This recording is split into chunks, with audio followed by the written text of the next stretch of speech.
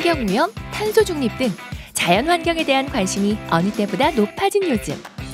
과거 쓰레기 매립장이었던 포항의 양덕체육공원에서 아주 의미 있는 축제가 열렸습니다. 지속 가능한 지구를 위한 시민 참여형 환경축제. 그 현장으로 지금 떠나봅니다.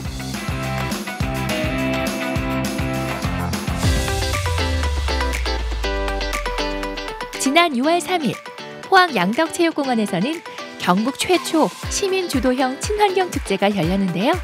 과연 어떤 축제일까요? 포항 리코페스타는 처음에 만들어진 게 경상북도 미색축제 공모 사업에 저희 양덕동 청년회가 공모를 하여서 너무 특색 있고 색깔이 좋은 축제라서 저희가 이제 확정이 되었고요. 대략 한 6개월 정도 고민 끝에 만들어진 축제인데 지금 환경 문제가 아주 심각하기 때문에 저희는 자원순환을 뜻하는 리사이클링과 생태, 친환경을 뜻하는 에코의 합성어로 리코, 그다음에 이제 프리마켓을 뜻하는 이제 페스타. 그래서 이제 리코 페스타라는 축제가 이제 만들어지게 된 거고요. 환경과 관련된 전시와 재미난 체험, 문화예술 공연까지 다채롭게 꾸며진 친환경 축제. 그중에서도 메인 프로그램 중 하나는 시민이 참여하는 플리마켓과 로컬 크리에이터들의 팝업 스토어였답니다. 안녕하세요. 안녕하세요. 지금 준비하시는 거예요? 네. 어떤 물품들 준비해 오셨어요? 네, 저희는 직접 찍은 엽서랑 네, 직접 그림 엽서, 그다음에 직접 만든 고무줄 네, 팔고 있습니다. 저희는 소소하게, 우리 얼마 팔까요? 저녁값만 나올 정도. 저녁 식사값 나올 정도만. 애들 입고 정리한 거 아직 이제 커가지고 못 입으니까.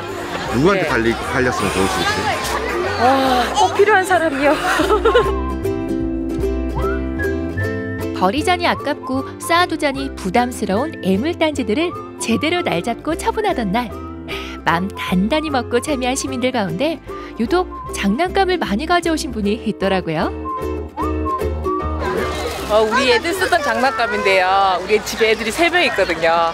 큰애, 둘째, 셋째 쓰던 장난감들이 이렇게 많이 있어요. 어머니의 목표는? 이 장난감을 다 처분하고 가는 거. 그래서 우리 집을 깨끗하게 하는 거. 장난감 없는 집을 만들고 싶어요. 화이팅! 집도 깨끗하게, 자연도 깨끗하게, 파이팅! 자, 이번에는 어디로 한번 가볼까요? 여기는 집에서 보지 않는 책을 가져오면 원하는 책과 교환할 수 있는 곳인데요. 아이들과 함께 꼼꼼히 맞기와 날 책을 살펴보는 시민들. 어디 괜찮은 책 좀 많이 고르셨어요? 아이들이 고른 책이 있어요? 아이들이 지금 여기 배꼽을 보여줘라. 저희는 6권을 여기 놔뒀었는데 그다음에 여기 개똥알 책으로 바꿨습니다. 네, 좋은 그 프로그램인 것 같아요. 왜냐면은 저희도 집에 막 책이 많이 있는데 그 책을 어떻게 막상 버리기는 좀 아쉽고 해서 그거를 또 저희가 그만큼 가져온 만큼 다른 분들도 필요하신 분들도 가져가시고 저희도 또 다른 색다른 책을 무료로 나눔을 또 얻을 수 있으니 좋은 프로그램인 것 같습니다. 이날 축제의 또 다른 메인 프로그램인 친환경 놀이터는 사전 예약이 조기 마감됐을 만큼 아이들에게 인기가 높았다는데요. 자, 이 놀이터는 프로그램 있을까요, 없을까요? 없어요. 프로그램 없어요. 여기는 우리 친구들이 선택을 해서 노는 데거든. 자, 첫 번째 장소 가볼게요. 놀이터 디자이너이자 어린이가 놀 권리를 강조한 여러 권의 책을 쓴 편혜문 작가가 진행한 친환경 놀이터. 오벤 리사이클 플레이그라운드인데요. 보통 놀이터가 고정이 돼 있죠. 뭐 그네도 그렇고 시소도 그렇고 미끄럼틀도 그렇게 고정이 돼 있는데 저희들은 우리 친구들이 옮길 수가 있고 쌓을 수가 있고, 그러니까 우리 친구들이 뭔가 할 수 있는 그런 것들이 허용된 그런 놀이터라고 보시면 되겠습니다. 빈 박스, 재활용 테이프 등을 활용해 다양한 놀이를 할 수 있는 공간으로 꾸며졌는데요. 아이들의 상상력은 무궁무진. 심지어 직접 박스로 장난감까지 만들며 친환경 놀이터를 제대로 즐겼답니다.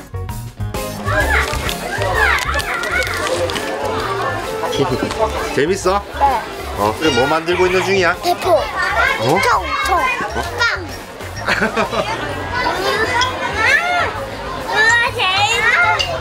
재밌어요. 뭔가 굴러가니까 뭔가 몸이 굴러가는 느낌이 들어요. 니코페스타 종을 울려라!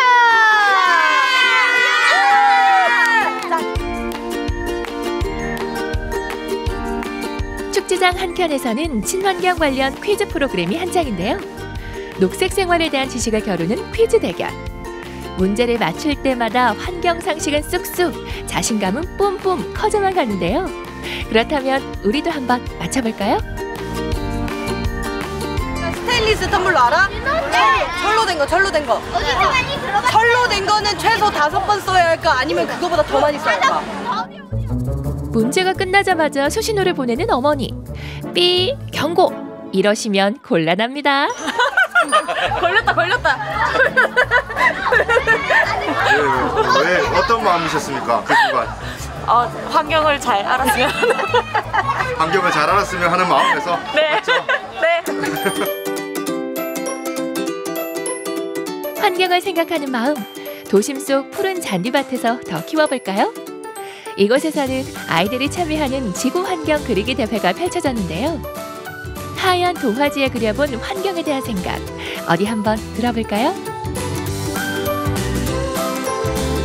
제가 상상하는 맑은 깨끗하고 맑은 지구를 꿈꾸면서 그리는 거예요. 되게 이렇게 지구를 깨끗하게 만들어야겠다는 생각이 들고 다음에도 기회가 있다면 한 번 더 해보고 싶어요. 올해 처음으로 열린 포항 리코페스타에는 무려 3만 명이 넘는 사람들이 축제 현장을 찾아주셨는데요. 와, 이 정도면 플리마켓도 대박 났겠는걸요? 넣어줄게. 받아줄 거야. 네. 기다려줄게. 너무 마음이 급해. 빨리 가고 싶어 이게. 빨리 가버릴 것이 아니라 빨리 가고 엄청 한 반 이상은 파는 3분의 2는 파는 것 같아요. 애들 그냥 경제관념 이런 거 좀 심어주기 위해서 왔는데 생각보다 더 재밌고 돈을 더 많이 쓰고 가네요. 왜요? 여기 예쁜 것들이 너무 많아가지고 벼룩시장 하시는 것도 또 사고 이제 샐러드 파시는 것도 또 사고 이러니까 돈을 판 거보다 훨씬 더 많이 쓰게 됐어요. 엄마한테 오늘 배운 건? 엄마 소비? 소비.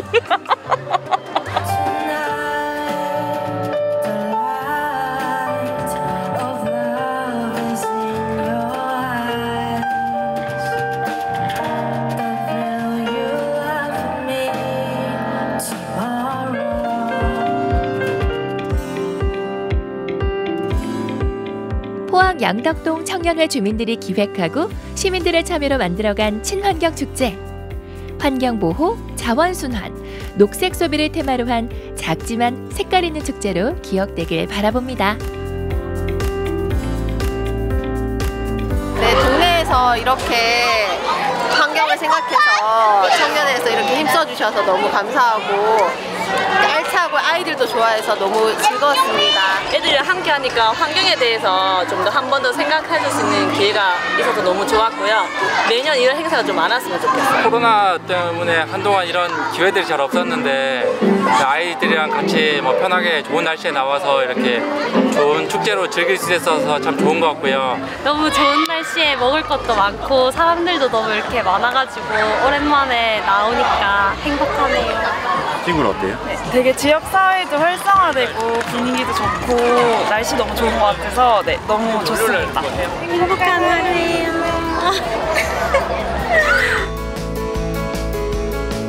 환경을 다시 생각할 수 있었던 포항 리코페스타. 앞으로도 우리 지역에서 열리는 친환경 축제에 많은 관심 부탁드려요.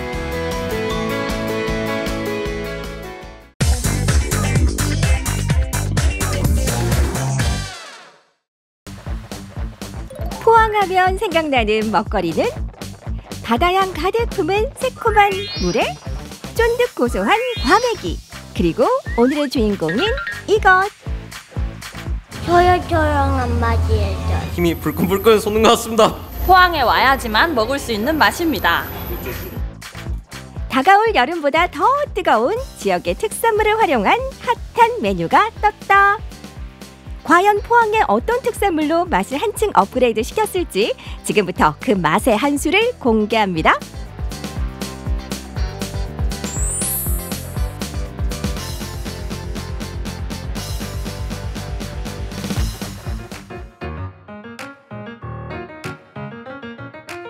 지역 특산물로 만든 이색 메뉴를 찾아서 도착한 포항의 한 레스토랑.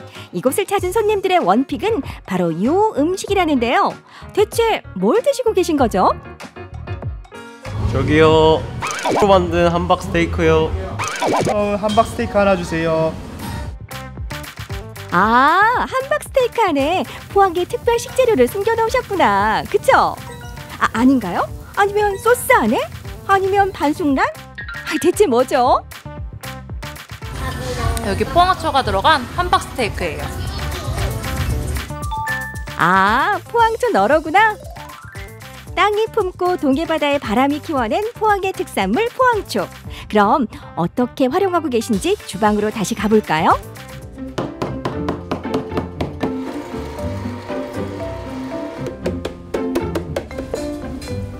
이곳에서는 살짝 데친 포항초를 잘게 다져서 함박 스테이크 반죽을 할 때 사용한다고 하는데요. 그런데 함박 스테이크에 포항초를 넣을 생각은 어떻게 하게 되셨을까요?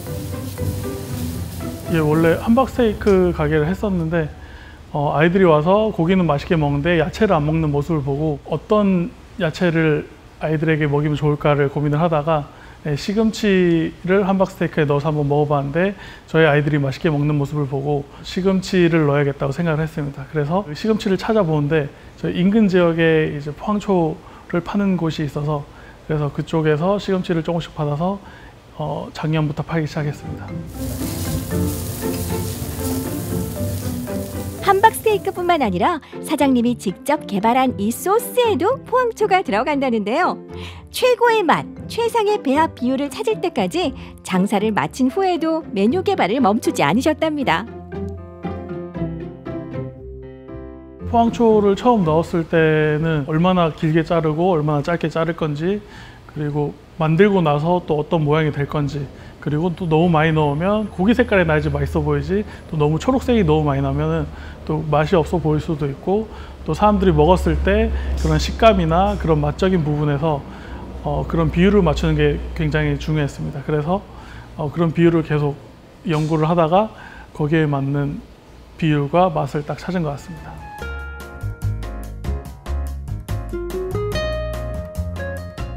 저희 스테이크 자체에 이제 포항초가 다 들어가서 소스에 따라서 함박 스테이크가 총 5가지로 나눠지고요.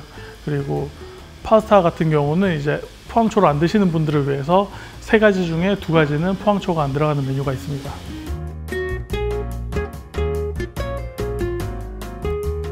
함박 스테이크를 만드는 반죽은 물론 함께 곁들이는 소스까지 포항초를 활용한 다양한 메뉴를 선보이고 있는데요. 거기다 고명처럼 올린 반숙란을 터트리는 요 퍼포먼스도 입맛 돋우는데 한 몫을 한답니다.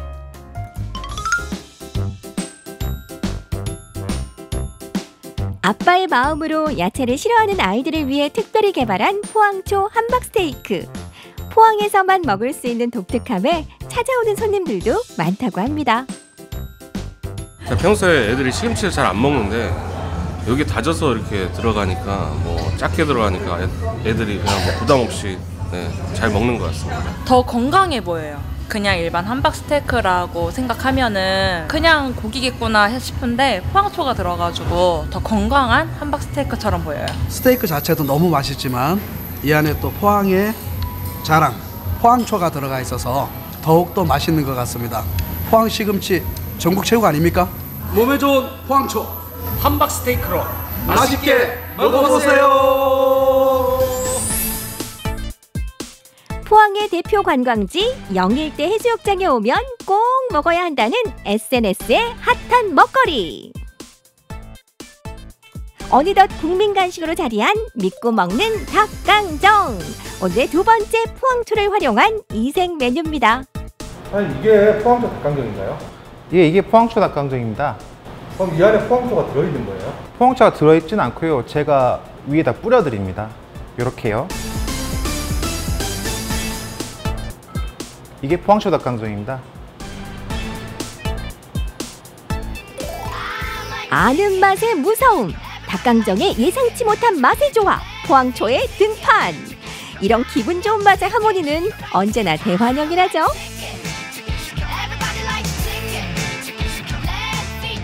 제가 어렸을 때 저희 할머니 집에 방학 때마다 갔었는데 그때마다 이제 할머니가 텃밭에서 시금치를 뽑아가지고 반찬을 만들어 주셨어요. 근데 그게 기억이 남아가지고 이제 여기서 사업을 하려고 하는데 향토 음식을 가지고 뭔가 해볼까 하다가 이제 포항초를 고르게 됐고, 이제 포항초와 함께 접목시켜서 좀 대중적인 음식이 없을까 해가지고 이제 닭강정을 하게 됐습니다.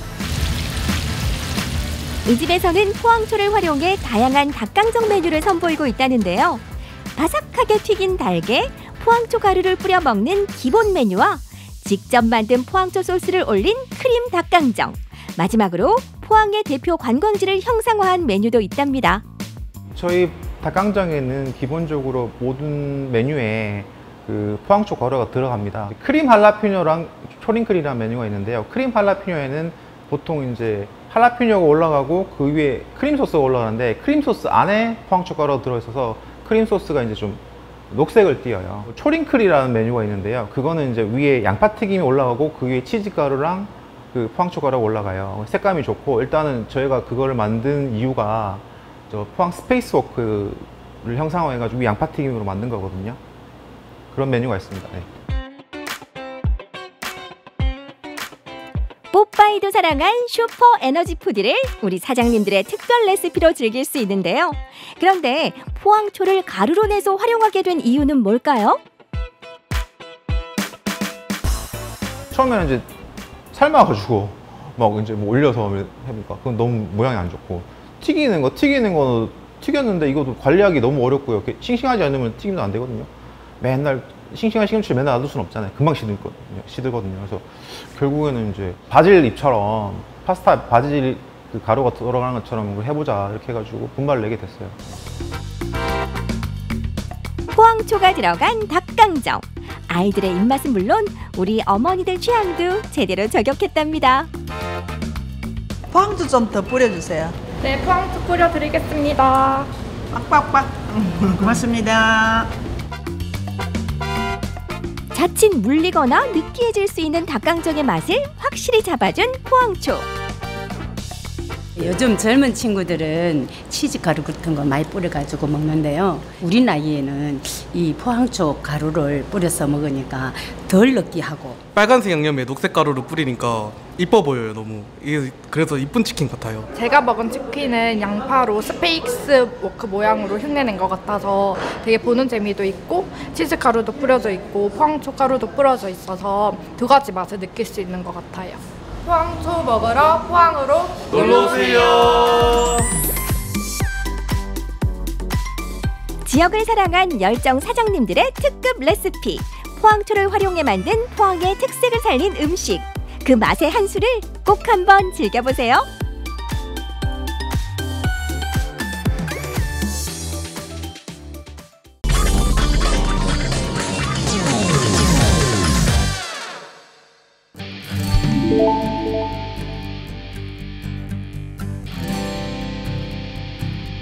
이곳은 간절곶입니다. 10년 전에 미니버스에 온 가족이 타고 이곳 간절곶을 출발해서 1년 동안 유라시아 대륙을 횡단했던 울산 사람이 있었습니다. 그분 지금은 어떻게 사는지 참 궁금합니다. 오늘은 그분과 그 가족을 만나서 유라시아 대륙을 횡단했던 이야기와 그 이후로 무엇이 달라졌는지 얘기 나눠보도록 하겠습니다.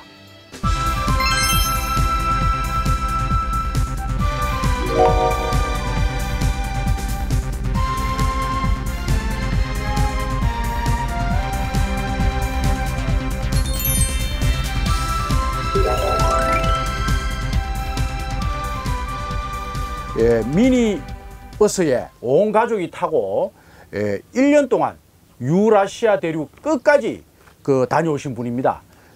최동익 씨와 부인 박미진 씨가 함께 나오셨습니다. 안녕하십니까? 예, 초대해 주셔서 감사합니다. 아이고, 예. 10년 전 이맘때죠, 그죠? 예, 벌써 그렇게 됐네요. 예. 그 13년 6월 3일에 이곳 간절곶에 출발했으니까 예, 딱 10년 됐네요. 여기서 떠났죠? 예, 뭐 일부러 6월 2일 날 밤에 차를 여기다가 정박을 해서 그 자고 출발지를 간절곶으로 해서 대륙에서 쪽 끝을 해서 세계적 관광지가 되어 있는 포르투갈의 카보다 호카고까지를 반환으로 해서 돌아오는 여행이었습니다. 굳이 이제 반환점을 대륙의 서쪽 끝으로 했기 때문에 출발지도 대륙의 동쪽 그리고 해가 제일 먼저 뜨는 간절곶에서 의미를 좀 부여하고자 그렇게 떠난 여행입니다. 그래서 출발지를 여기서 했었죠.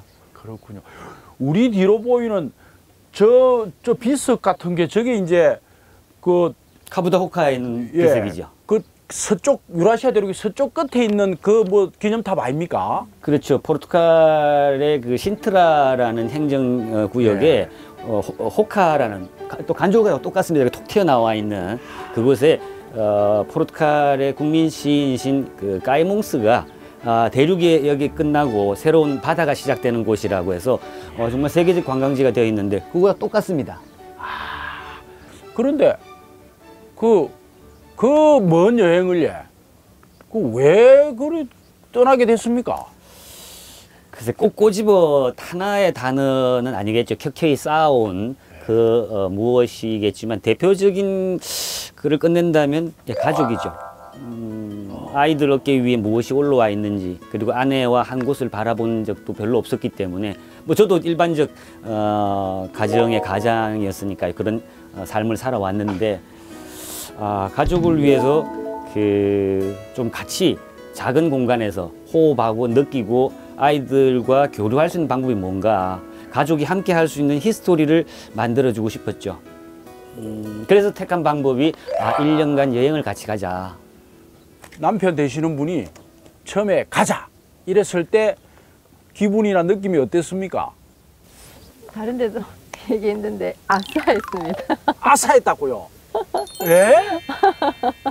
그래 같이 살죠. 네. 왜 아싸했습니까? 그 마음이 있었겠죠.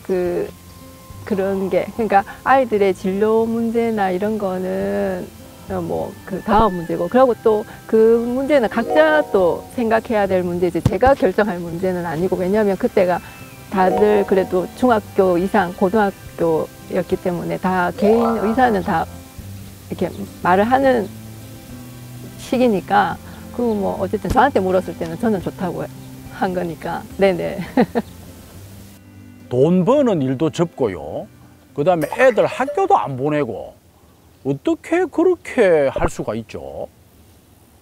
지금 아니면 가족과 함께 할 수 있는 기회도 이게 마지막이다라는 생각으로 시작을 했는데 마찬가지죠. 다들 돌아와서 무엇하지? 돌아와서 어떡하지?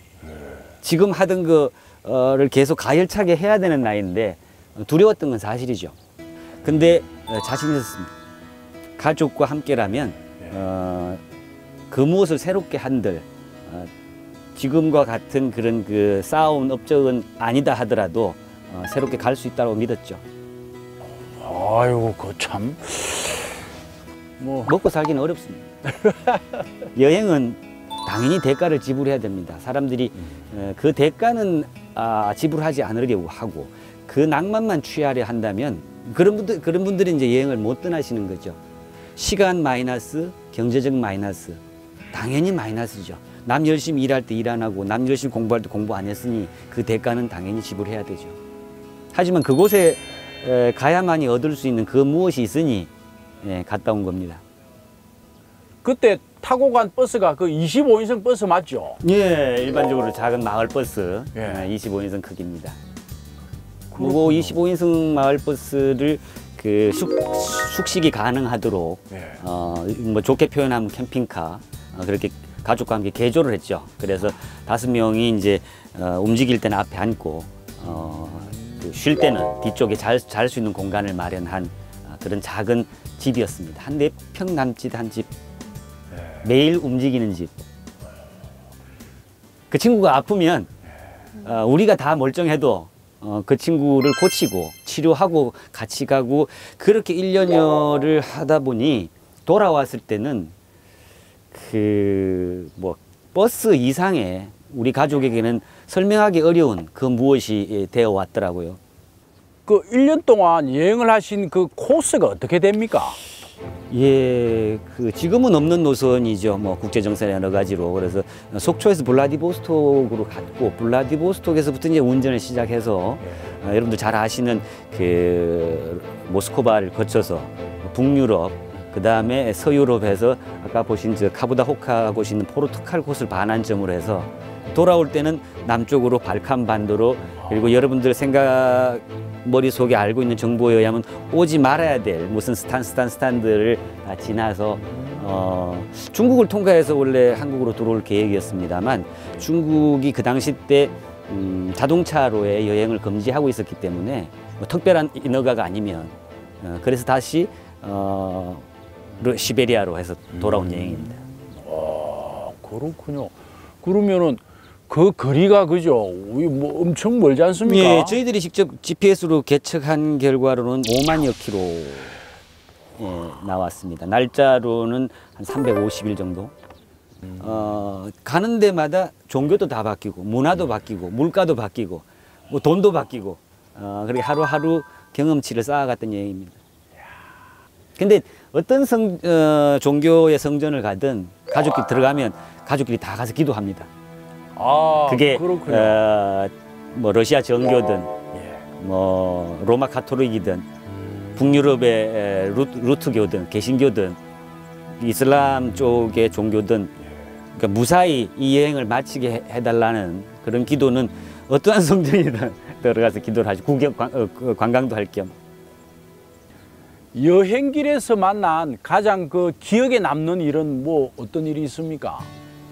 가족과 있었던 시간이 제일 많기 때문에 외부인과 마주치는 그 부분보다 그래서 가족과 있었던 여러 가지 일들, 12월 31일 날 연말이 됐는데 투르키의 이스탄불의 그 보스포러스 해협에 차를 대고 가족끼리 같이 불꽃놀이를 봤는데 우리 아이들이 이제 편지를 가족 부모님들의 편지를 써준 그걸 읽고 거기서 이제 그렇게 오랫동안 이렇게 소중하게 간직하였던 라면 하나 꺼내가지고 먹고 그런 기억들.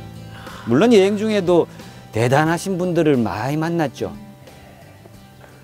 최 작가님이 그 갔다 온 그 길을 똑같이 이렇게 차를 몰고 여행을 가겠다 이러는 분이 있다 아닙니까, 그죠? 많습니다. 예, 그런 분들한테 좀 이래 해주고 싶은 뭐 이런 거 조심해라 뭐 이런 해주고 싶은 말이 있습니까? 그 가족과 함께라 아니라면 가지 마시라. 가족이 함께 갔으만이 이겨서 온 거지 무사하게 손가락 끝 하나 다치지 않고 살아왔죠. 근데 친구들과 아니면 어떤 그 이해관계에 있는 사람들끼리 가는 것은 비춥니다. 가면 위험합니다. 작은 공간에 여행이라는 게 어떤 많은 분들이 난 저걸 볼 거야 저걸 볼 거야 라는데 옆에 있는 사람들을 배려하지 않으면 여행은 의미가 없죠. 옆에 사람은 또로또 듣고 싶고 나는 재즈 듣고 싶은데 차 안에 갈 땐 뭘 틀어야 됩니까? 그럼 너를 배려해서 나는 또로또를 좋아하지만 재즈 하루는 재즈 틀어. 서로에 대한 배려를 하기가 가족이 아니라면 굉장히 어렵습니다. 그러면 이제 여행 가기 전하고 갔다 와서 이렇게 뭐 많이 달라졌을 것 같은데요. 뭐 좀 이렇게 뭐가 많이 달라졌습니까? 생각지도 못한 정말 다른 곳에 도착했습니다. 저희도 그 떠나기 전에 물리적으로는 같은 공간이지만 완전히 다른 가치관 자체가 변화된 상태에서 돌아왔기 때문에 이렇게 생각들이 많이 바뀌었군요, 그죠? 우리 주변의 사람들이 정상적으로 애들이 갔다 와서 그 다음에 대학 갔느냐, 애들은 취직은 했느냐, 저보고는 그래서 그걸 기반으로 해서 눈에 보이는 현실적인 무엇을 가져왔느냐고 자꾸 질문하시는데 그거는 없다라는 그 말씀입니다. 뭘 가져오긴 마이너스죠. 돈 마이너스, 시간 마이너스. 그럼 뭐가 플러스는 뭐였죠? 그러니까 보여줄 수가 없고 말할 수가 없으니 진짜. 가족이 생겼죠. 가족이 생겼죠. 저도 가족 있는 상태로 갔다가 가족 있는 상태로 왔는데 가족이라는 의미 자체가 제가 알고 있었던 수직적, 종속적 관계 나는 내 경험치를 가지고 태어날 때부터 핸드폰 들고 나온 이내 세대들한테 어떤 직업관이 좋겠다, 어떻게 사는 게 바른 것이다, 나의 경험치로 말할 테니 따라오라 라고 살아왔던 일반적인 아버지였죠. 근데 친구가 되고 한 팀이 되려면 내가 술 먹고 있으면 아이가 술 먹는 것도 뭐라 할 자격이 없는 거죠. 그래서 한 팀이 되었다라는 그게 가족 개념에서 여행이 가져다 준 제일 큰 선물 같아요.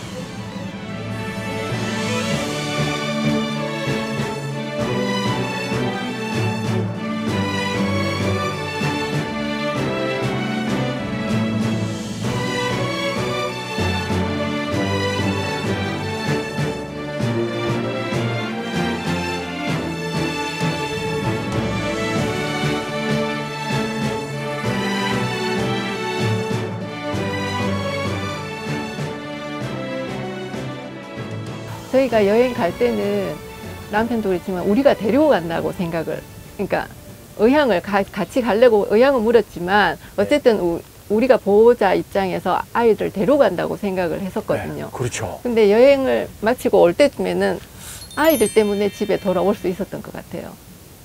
네. 같이 걸었던 거예요.